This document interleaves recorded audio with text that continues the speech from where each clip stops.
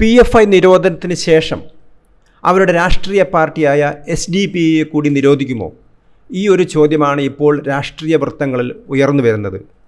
കഴിഞ്ഞ ദിവസമാണ് SDPIയുടെ രാഷ്ട്രീയ പാർട്ടിയായ PFIയുടെ രാഷ്ട്രീയ സംഘടനയായ SDPIയുടെ ദേശീയ അധ്യക്ഷനെ എൻഫോഴ്സ്മെൻറ്റ് ഡയറക്ടറേറ്റ് കസ്റ്റഡിയിലെടുത്തത്.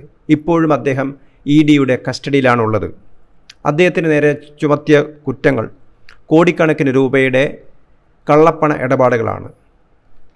കള്ളപ്പണ നിരോധന നിയമപ്രകാരമാണ് ഇദ്ദേഹത്തിനെതിരെ കേസെടുത്തിരിക്കുന്നത്.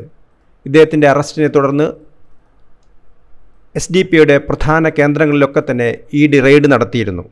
ഇപ്പോൾ ഈ റെയ്ഡിലൂടെ കണ്ടുപിടിച്ച കാര്യങ്ങൾ റിപ്പോർട്ടായി കോടതിയിൽ സമർപ്പിച്ചിരിക്കുകയാണ് എൻഫോഴ്സ്മെൻറ്റ് ഡയറക്ടറേറ്റ്. 2009 മുതൽ 2022 വരെ ഗൾഫ് ഉൾപ്പെടെയുള്ള വിദേശ രാജ്യങ്ങളിൽ നിന്ന് 29 അക്കൗണ്ടുകളിലൂടെയാണ് 262 കോടി രൂപ കിട്ടിയിരിക്കുന്നത്. ഇതുകൂടാതെ 32 കോടി രൂപ അക്കൗണ്ടുകളിലൂടെ അല്ലാതെയും കിട്ടിയതായി ED കണ്ടെത്തിയിട്ടുണ്ട്.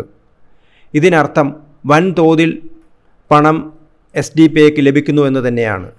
PFIയെ ഇതിനകം നിരോധിച്ചു കഴിഞ്ഞു. PFI രാജ്യദ്രോഹ പ്രവർത്തനം നടത്തുന്നു, വിധ്വംസക പ്രവർത്തനം നടത്തുന്നു എന്നുറപ്പുള്ളതുകൊണ്ടാണ് PFIയെ നിരോധിച്ചത്. അതേസമയത്ത് PFIയും SDPIയും ഒരേ സംഘടനകളാണെന്നുള്ളതിൻ്റെ തെളിവുകൾ തന്നെ ഇപ്പോൾ എൻഫോഴ്സ്മെൻറ്റ് ഡയറക്ടറേറ്റ് കോടതിയിൽ സമർപ്പിച്ചിരിക്കുകയാണ്. ഇത് സംബന്ധിച്ച് നിരവധി തെളിവുകൾ, ഡിജിറ്റൽ തെളിവുകൾ ഉൾപ്പെടെയുള്ളവ എൻഫോഴ്സ്മെൻറ്റ് ഡയറക്ടറേറ്റ് കോടതിയിൽ സമർപ്പിച്ചു കഴിഞ്ഞു. അതുകൊണ്ട് തന്നെ PFI നിരോധിച്ചതിൻ്റെ സമയത്ത് നിരവധി സംഘടനകൾ നിരോധിച്ചിരുന്നു. എന്നാൽ രാഷ്ട്രീയ പാർട്ടിയായ SDPIയെ മാത്രം നിരോധിച്ചിരുന്നില്ല. കാരണം അത് ജനപ്രാതിനിധ്യ നിയമപ്രകാരം ഇലക്ഷൻ കമ്മീഷൻ്റെ നിയന്ത്രണത്തിൽ അല്ലെങ്കിൽ മേൽനോട്ടത്തിൽ പ്രവർത്തിക്കുന്ന രാഷ്ട്രീയ പാർട്ടി ആയതുകൊണ്ടാണ് SDPIയെ നിരോധിക്കാതിരുന്നത്. അവർക്ക് തെരഞ്ഞെടുപ്പിൽ പങ്കെടുക്കാൻ കഴിയുന്നുണ്ട്, രാഷ്ട്രീയ പ്രവർത്തനം നടത്താൻ പറ്റുന്നുണ്ട്. പക്ഷേ ഇപ്പോൾ ചൂണ്ടിക്കാണിക്കപ്പെടുന്നത് വിധ്വംസക പ്രവർത്തനം നടത്തുന്ന ജിഹാദ് എന്ന് പരസ്യമായിട്ട് ജിഹാദ് നടത്തുന്ന PFIയെ നിരോധിച്ച സമയത്ത് SDPIയെ നിരോധിക്കാതിരിക്കുന്നതിൽ കാര്യമില്ല എന്നുള്ള രീതിയിലേക്കാണ് ഇപ്പോൾ കാര്യങ്ങൾ എത്തിയിരിക്കുന്നത്. അതുകൊണ്ട് തന്നെ SDPIയെ നിരോധിക്കുമോ എന്ന ചോദ്യമാണ് ഇപ്പോൾ ഉന്നയിക്കുന്നത്. അതേ സമയത്ത് തന്നെ ഒരു രാഷ്ട്രീയ പാർട്ടി എന്ന നിലയിൽ SDPIയെ നിരോധിക്കുന്നത് അത്ര എളുപ്പമല്ല എന്നുള്ള നിഗമനങ്ങളിലും എത്തിയിട്ടുണ്ട്.